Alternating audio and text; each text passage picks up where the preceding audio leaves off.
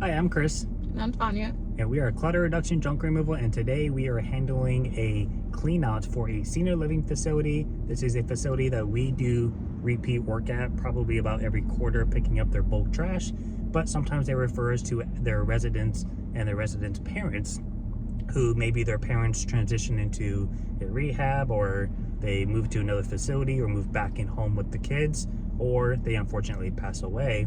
Most people only take the family memorabilia and leave everything else behind. So we go in, remove everything, try to donate what we can, and then dispose of the rest. So that's what we're going into today, and we'll see you there. We're gonna need almost all of our equipment for this. I already have seen what it is that we're taking out, because we're meeting the brother here, but the sister who's in charge of it all is actually out of state.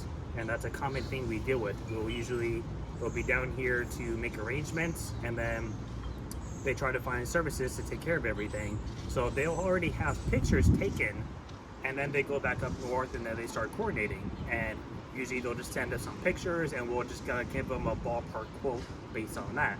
And that way, it's easier for them, and we also have an idea of what we're getting into price-wise, because we do charge by volume of how much room it takes up in the truck.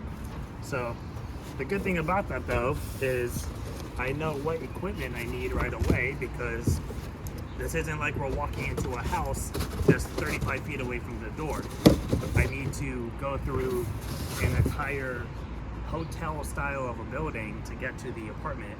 So we like to bring what we know we need right up front with us. That way we can just get right to work, and we don't have to worry about coming back down, grabbing everything, and going back and forth. This is the apartment. Tanya has already started by clearing out this glass case here. These are the nice little things that Tanya's taken out. We'll make sure these get donated. And then it's 2 pop-up recliner chairs that the elderly will usually use. We're actually gonna try to get that tapestry out and bring it to the client who lives about 15 minutes away from here. We'll just meet with him sometime to grab that. It says for his nephew. TV stand, king bed, but just one portion of it goes, and the frame. And it's an adjustable frame, which aren't our favorite, but we can get it done. A couple of bags in here, a little stand, a couple hangers. So overall, it's just a few big pieces and then a bunch of little stuff. And I had already quoted her. It's pretty much what I originally saw in the photos, plus or minus a few small things. So we'll leave the price the same. But we're gonna start loading everything up, and then we'll get at it.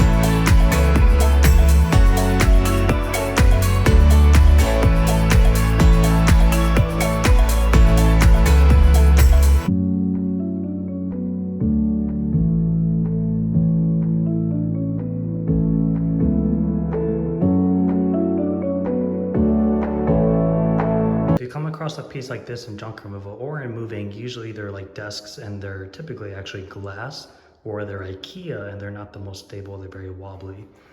What this is this comes out like this, so you could create a corner desk. Now, the problem with this is you have a heavier base, but then the top is still kind of heavy and there's nothing keeping it attached other than that one little spot there. So, in moving, if you had a glass item or a very sensitive one, and this was a relatively heavy piece, what you could do is either A, you could put a dolly on this side and put a second dolly on this half, try to get some of it under here and the other part on here. You don't need much of it, just to help keep the weight up and to help it steer it so it doesn't turn itself while you're trying to push it.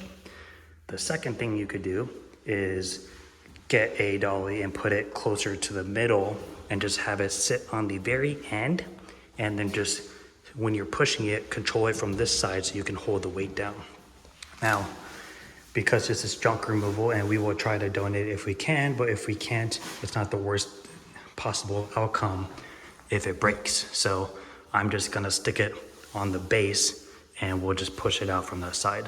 But what we're gonna do to try to help prevent that from happening is I'm gonna wedge this inside of here, and it's actually good that it's taller than this is.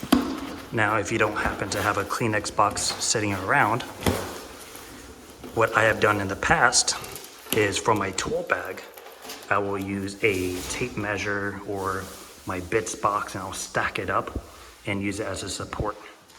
And then you don't have to worry about that pushing down and snapping off on that side. The first thing I'm gonna do is get it away from the wall because like I said, this top part is swivel, so I don't want to be lifting it up and have it smack into the wall.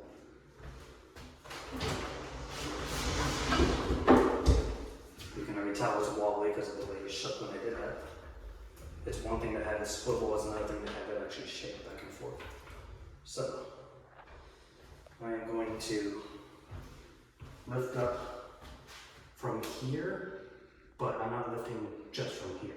I'm going to be lifting from this, and I'm going to be mainly lifting from this here, because that's where the support is. This I'm just trying to help keep off the ground a little bit. I'm going to move the dolly with my foot and stick it underneath it.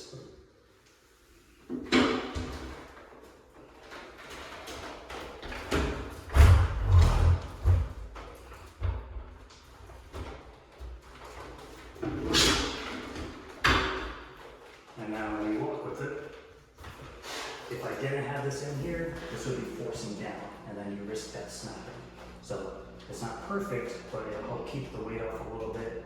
And I'm going to steer from this side because if I need to grab it all of a sudden, it's just a quick right here just to keep it from turning